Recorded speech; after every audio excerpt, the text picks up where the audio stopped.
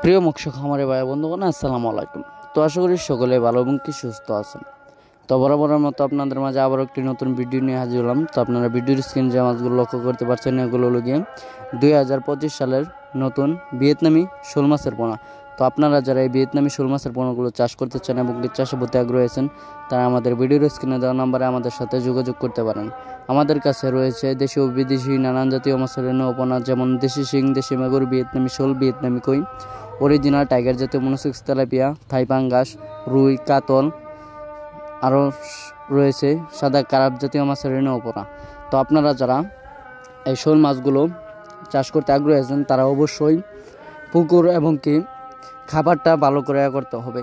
আপনারা পুকুরটা সঠিকভাবে সঠিক নিয়মে প্রস্তুত করে তারপর আপনারা এই মাছগুলো চাষ করবেন, তাহলে এই মাছ চাষে ফলাফলটা ভালো হবে এবং কি লাভটাও দ্বিগুণ হবে।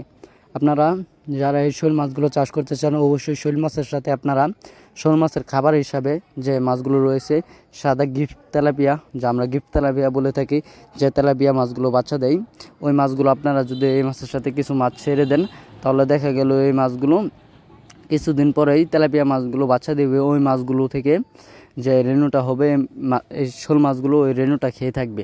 তার ফলে খাওয়ান খরচ খুব কম হয়, এই মাছের দ্বিগুণ লাভ হবে। আপনারা যারা খাবার নিয়ে চিন্তা করেন শোল মাছের, তারা এই খাবারটা দিতে পারেন এবং কি আপনারা অন্য পুষ্টি জাতীয় খাবারও খাওয়াতে পারেন, যেমন রয়েছে মাছের পচা যে এগুলো রয়েছে, চেপা, শুটকির পাতের যে এগুলো রয়েছে, ওইগুলো খাওয়াতে পারেন।